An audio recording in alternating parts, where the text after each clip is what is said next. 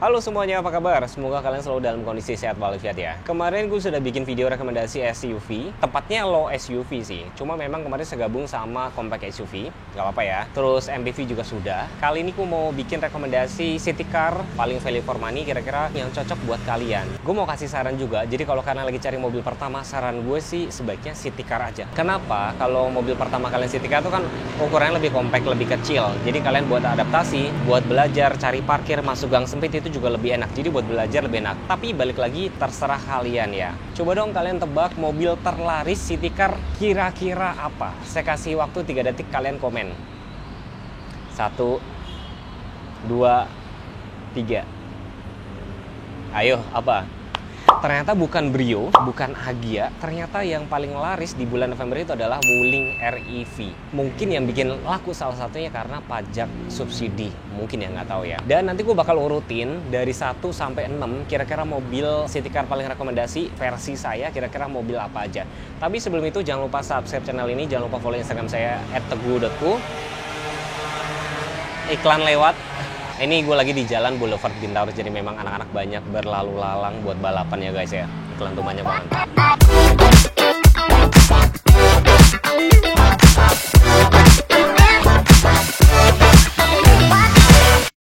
Sebelum ke urutan 1 sampai 6, gue bakal ngomongin keuntungan dan kelebihan. Keuntungan mobil kecil tuh kenapa? Pertama dari dimensinya kan kecil banget. Jadi otomatis kita buat bermanuver, buat pergi-pergian lebih lincah lah ya. Berakselerasi lebih lincah, cari parkir juga gampang. Lewat gang sempit itu juga lebih enak. Bahkan beberapa kali mobil kecil itu suka ngeprank nih. Kadang-kadang gue lagi parkir, lagi cari parkir ya. Oh kelihatan sana kosong, rupanya ada mobilnya. Keuntungannya lagi kalau mobil kecil itu kalian mau pilih warna apa aja tuh cakep aja gitu loh. Misalnya kalian mau cari Brio warna merah cakep, kuning cakep. Dan rata-rata memang kalau mobil city car tuh memang warnanya ngejreng-ngejreng. Kalau ngomongin kelemahannya mobil kecil apa? Karena dimensinya itu kecil guys. Mungkin kakinya pendek, mentok, atau jarak kepalanya. Dan juga dia nggak bisa muat banyak orang.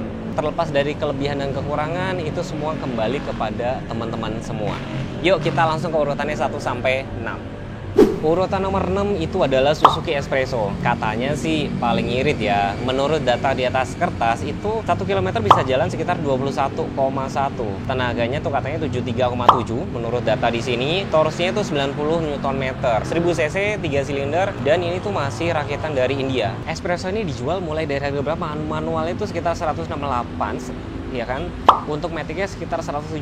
Itu adalah harga per Desember. Nggak tahu di bulan Januari ini naik apa enggak. Tapi gini ya, kalau kita misalkan ngomongin Matic-nya ini tuh sama kayak Ignis karakternya. Jadi kayak versi manual yang dibikin Matic dan kayak agak kurang smooth gitu. Gue sih harus nyobain sih guys. Jujur gue belum pernah nyobain sama sekali. Gue baru ada kesempatan tuh besok rencananya mau review si Espresso ini gitu loh. Kalian setuju nggak kalau Espresso itu jadi salah satu mobil yang saya rekomendasiin? Coba kalian komen ya. Urutan nomor 5 itu ada Suzuki Ignis. Nah, ini sebenarnya tuh bisa dibilang city car tapi bentuknya mirip kayak SUV. Tenaganya itu sekitar 81,8, torsinya 113, cc-nya sekitar 1200 ya, dan dia ini non LCGC. Harganya dijual mulai dari 212 sampai 224. Untuk review secara detail sih gue belum, tapi berdasarkan pernah lihat secara langsung dan juga pernah ngobrol sama beberapa user, dan di jalan tuh kalau dilihat juga, wih ini mobilnya kok cukup oke juga gitu loh. Jadi saya rekomendasiin di urutan nomor 5. Kalian setuju apa enggak? Boleh kalian komen ya. Dan gue janji besok segera mungkin gue bakal review secara detail, dan memang kalau ada unit test drive nanti gue bakal bikin review test drive-nya. Urutan selanjutnya itu adalah Wuling REV. Kenapa di bulan November itu penjualannya gila ya, luar biasa ya. Dia 779. Mungkin selain karena ada subsidi PPN, ya dimana itu lumayan banget loh di pengurangan harga.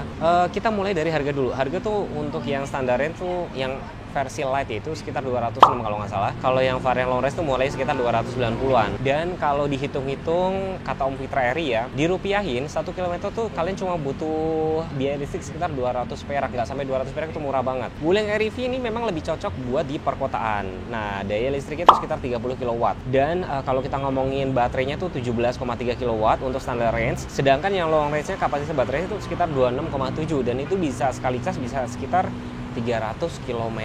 Secara fitur-fitur kayak misalkan dia bisa diperintah suara nih, kayak misalkan suruh buka jendela, nyalain AC itu bisa banget. Jadi untuk dalam kota menurut gue sih cukup oke. Dan meskipun kemarin sempat ada rame-rame ya, yang salah satu influencer yang bilang dia casnya mahal, itu kan kemarin salah paham. Jadi memang Wuling Arif ini belum support fast charging. Dia tuh hanya bisa di-charge pakai listrik rumah yang portable charger atau yang wall mount itu yang dengan listrik sekitar 7 ribuan. Next, saya bakal bikin review atau POV. Kalau Wuling Bingonya udah bikin sih guys, yang Wuling RV-nya malah belum. Ya, tunggu aja ya.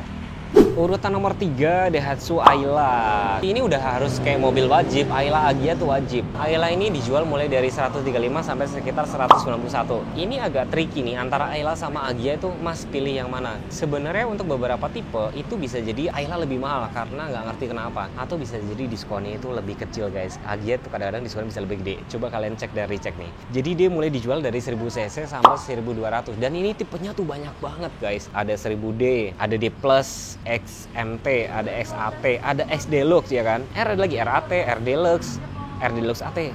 Banyak banget loh variannya itu.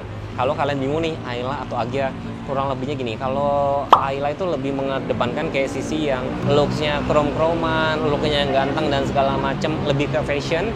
Nah kalau Agya itu lebih kayak versi yang safety-nya, kayak cantolan BB car seat, terus seat belt, kayak gitu-gitu. Kenapa Ayla saya tempatin di nomor 3? Karena urutan nomor 2 saya tempatin tentunya si kakaknya, si Agya. Agya sih sebenarnya perkembangannya udah cukup signifikan, udah cukup oke. Bahkan ada varian yang tipe GR Sport dan harganya juga bukan harga yang murah lagi. Terakhir ya Desember itu 240-an. Uang 240-an tuh nambah sedikit mungkin bisa dapat Avanza loh ya kan. Nah makanya kalau kalian nggak mau yang terlalu mahal, kalian bisa ambil 1.2 tipe G-nya itu sekitar Desember kemarin sekitar 191-an dan sudah cukup oke. Kenapa? Sudah ada smart entry, engine start juga, udah cukup oke lah ya. Kalau ngomongin mesin si Agya ini kemarin banyak yang protes kenapa Agya dibikin 3 silinder lagi. Jadi sebenarnya ada beberapa keuntungan sih. Keuntungannya kalau 3 silinder dia bobot mesinnya juga lebih ringan dan dia lebih responsif sebenarnya gitu. Mesinnya dipakai 1200 cc, tenaganya sekitar 88 PS, torsinya itu sekitar 112 Nm. Fitur-fitur safety dia juga sudah ada, pakai sensor udah, ada hill assist, bahkan sudah ada TINTAS, udah cukup oke gitu loh. Cuman kenapa Agya nggak saya taruh di urutan nomor pertama? Kenapa? Karena dia kalah pamor sama si Brio tentunya. Jadi gini loh guys, perbedaan Brio sama Agya. Kalau Brio itu pertama kali keluar itu adalah mobilnya adalah non LCGC dulu nih, ya dong. Brio dulu yang waktu itu masih impor, yang bentuknya kayak setrikaan ya kan. Baru dia keluarin yang versi LCGC. Nah kalau Agya kebalik, pertama kali keluar adalah LCGC dulu. Ketika orang beli Agya, ya Agya, mindsetnya tuh udah jelek aja gitu loh. Padahal pada saat saya kemarin komparasi Brio versus Agya itu sebenarnya kalah banyak si Brionya. Tapi kenapa nomor 1 tetap Brio? Orang Indonesia pertama kalau beli mobil pertama itu adalah modelnya dulu, ganteng apa enggak, baru mungkin kayak ruangan kabinnya, baru mungkin fitur-fiturnya, bahkan ya resale value itu bisa jadi alasan utama. Brio menurut gue masih yang paling oke, ya kan, mau tua, mau muda, mau ibu-ibu, bapak-bapak, orang tua ngebeliin anaknya. Dan saya sudah sempat bikin reviewnya singkat, sempat bikin POV drivingnya juga gitu loh untuk si Brio-nya ini. Ngomong-ngomong penjualan, dia di bulan November itu 516 dan ternyata Honda Brio itu adalah mobil Honda paling laris se-Indonesia tahun 2023. Luar biasa ya. Mesinnya kan 1200 cc, tenaganya itu 90 PS, di torsi maksimal 110 Nm. Kalau harga yang tadi saya bilang sekitar yang tipe E itu sekitar 90-an, 150-an, sedangkan yang tipe RS itu sekitar 240-an guys. Reviewnya udah saya bikin, nanti kalian bisa lihat di atas. Jadi kesimpulannya adalah kalau misalnya kalian mau cari mobil city car, kalian mobil pertama tuh nggak mungkin nggak jual, nggak mungkin. Pas mobil pertama gue Yaris adalah, aduh gue nggak bakalan ganti. Tapi pada kenyataannya, namanya mobil pertama tuh nanti, oh ternyata kurang luas, kurang gede, terus sudah mulai tergerogoti, suspensi mulai bermasalah, terus kayak oksigen sensor kena gara-gara sering gue ganti bensin. Gue pada saat mau cover asuransi itu udah nggak bisa tercover karena usia mobil sudah 10 tahun. Hanya ada beberapa asuransi yang mau cover mobil di atas 10 tahun gitu loh. Itu jadi alasan gue buat ganti. Jadi artinya kalau mobil pertama kalian perhatiin juga resale value, perhatiin juga konsumsi BBM, perhatiin warna juga. Jadi kalau kalian mau jual juga harus diperhatiin. Perintilan-perintilan kayak misalkan useful-nya apa enggak ya, ergonomisnya apa enggak. Pada saat kalian duduk, tempat minum, AC dan segala macam itu juga kalian harus diperhatiin. Atau kalian mau tambahin pertimbangan apa buat cari mobil pertama. Jadi balik lagi, semua kalian nggak usah percaya saya banget, nggak usah percaya si A, si B, si C. Datang, lihat unit, duduk deh, duduk cobain tempat duduknya enak apa enggak, tempat minumnya enak apa enggak, jarak kepalanya oke apa enggak, bisa di tilt teleskopik enggak. Jadi sesuaikan dengan kebutuhan kalian. Misalnya kayak kalian tuh kebutuhannya cuman sehari-hari cuma berdua, bertiga, ngapain cari mobil yang 3 baris. Jadi apa yang kalian suka belum tentu yang kalian butuhin. Terima kasih, sampai jumpa di video-video selanjutnya. Kalau misalnya pengen dibuatin video apa, tinggal komen aja. Wassalamualaikum warahmatullahi wabarakatuh. Bye. Aduh.